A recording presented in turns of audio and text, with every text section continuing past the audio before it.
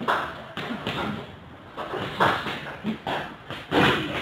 Hitman Meehan, shout out to Mr. Boxing today, my #1 online source for heavyweight boxing.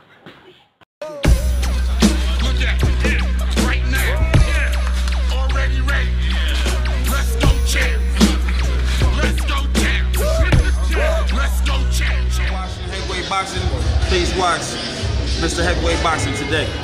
Hey, what's up, man? This is Chris, the Nightmare Ariel, and you're watching Mr. Boxing. Heavyweight boxing fans, what's the deal? Now, I knew it was going to be a matter of time that these two were going to get in talks to negotiate a fight. I knew it happened somewhere down the road. This is a fight that I've been thinking about since about 2016 here. Here's one of the videos that I did on this potential matchup. Junior Fa craving Joseph Parker in a New Zealand showdown. This video actually did this, let me see here, was 2016, September 7th. Obviously, Fa was prospect level, just 5-0 at the time when this article came out on, it was on the stuff.co.nz. And I actually did an interview with Junior Fa around this time, and I remember talking to him.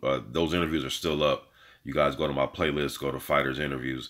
And although he knew that the fight was some time off, even in this video right here, I was talking about in the article that I read that he was saying about 2 years. So it's been about 2 years. Yeah, it's been 2 years since that time. And according to the news that I just read here on, let me see here. This article right here on nzherald.co.nz. Shouts out to Boxing Squared. I watched his video a little bit earlier.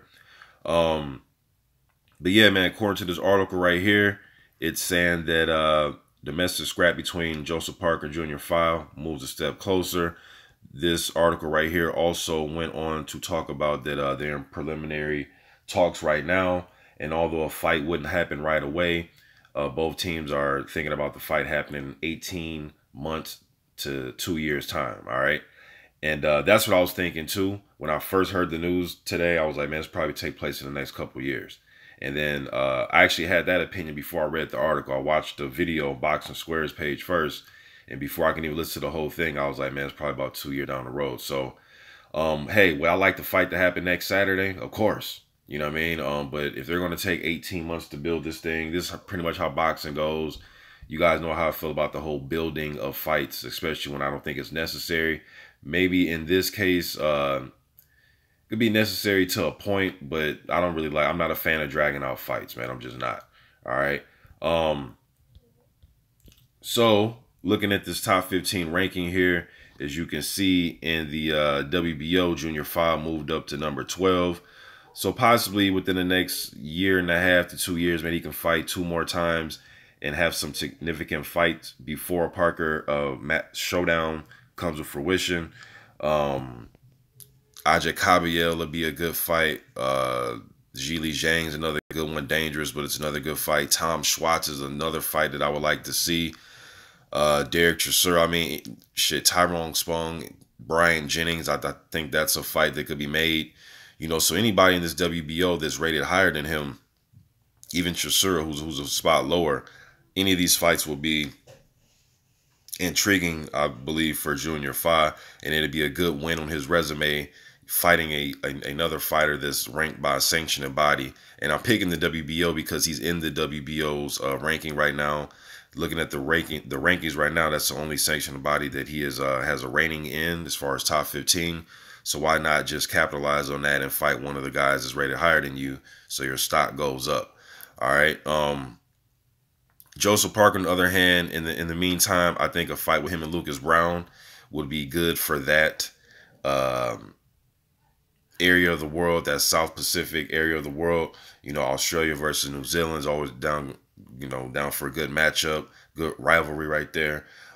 This fight was talked about a couple years ago before Lucas Brown, after Lucas Brown beat Chigaev. And I remember Joseph Parker and his team wanted to fight, and Lucas Brown was saying he needs to prove himself, needs to do more, needs to do more.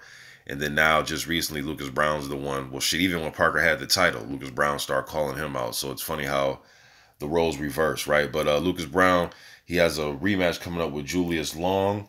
So I expect him to win that fight.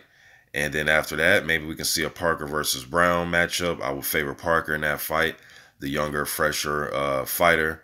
And just based, but and based on styles and based on Lucas Brown's last performance, I have to go with Joseph Parker in that fight. But stylistically, man, they both want to fight at close range and throw overhand rights and hooks and and let punches go. I think Parker's a faster puncher, the busier guy. I think he has better legs when he wants to move around. But that's neither here nor there yet. All right. Also, another opponent, although he wouldn't be one of the top guys I would want to see him fight, but his team has brought his name up before, and that's Karatoro Fujimoto. So Parker can have those type of fights, but if he fights a Jarrell Miller or somebody like that, or even if he takes on Brazil or Tom Schwartz, I know some of these guys are looking at other fights. Brazil, I know he's trying to get the fight with Deontay Wilder, but I'm just looking at the WBO sanctioning body, all right? Also, Parker's in the WBC. As you see over here, Ajay Kabayel, Martin versus Karnowski winner, Andrew Ruiz Jr. rematch, those type of fights, man. So what do you guys think about all this? Both of these guys 2-2 in the amateurs against each other, and then just even looking at this was on Junior Fa's Instagram right here today. And as you see right here, he says, we're on a collision course. It's only a matter of time till we settle the score. All right. And this is him kind of reposting, the news about his team and Parker team, being in preliminary hearings. All right. So this is definitely something that's on his mind. I'm curious to see or hear how Joseph Parker feels about this. I haven't heard him respond or even just talk about it or mention it yet. You know what I mean? So I'm curious to get Joseph Parker's thoughts about a potential fight with Junior Fa. Stylistically, man, it can make for a really good fight. Parker and the fights that he has had some troubles in, guys that can move, like a Huey Fury. Even Razvan Kajanu was showing them different, those big man type of looks where guy can drop his jab hand low, peck away from the outside with the jab, move, tie Parker up on the inside, things of that nature.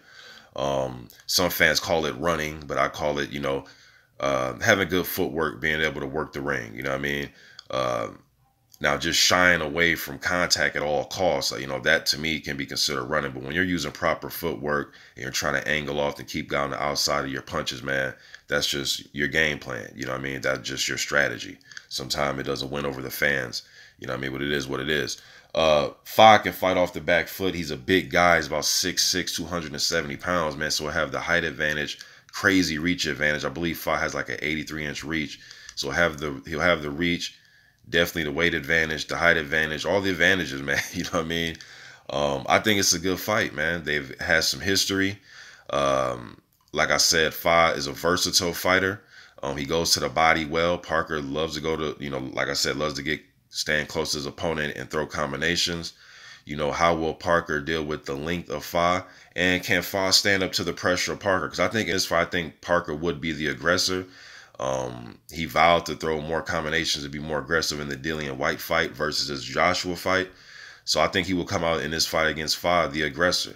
Will Fa fold under pressure? Will it be too much for him? Can he handle the hand speed? Can he handle his body being worked? Can he handle being backed up? We will see. That's why I want to see this fight. I think it's intriguing.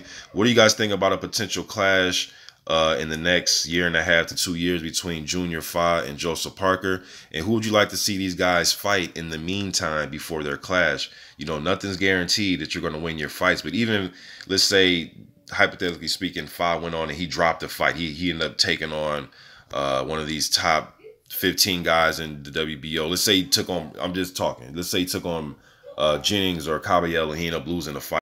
Well, to me, it's how you lose the fight and what do you do when you come back. And I think that Fa, even if he were to drop a fight, I still think this fight's intriguing for their area domestically.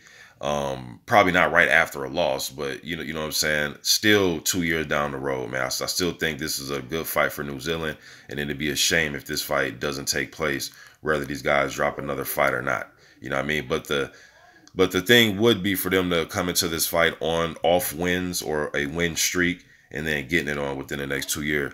Fa is climbing up the ranks. If he stays undefeated, man, and he beats some more, and he beats a worthy guy that's rated higher than him, he may be even added to some of these other sanctioned body rankings. Otto Wallin's another good opponent he can take on. Bogdan Dinu, Oscar Rivas, something like that. But yeah, man, you guys let me know think in the comment section about this. Also, the winner out of Erkin Tepper versus Johan Duipa, I wouldn't mind seeing that. But yeah, man, you guys let me know think in the comment section about this. I'm gone.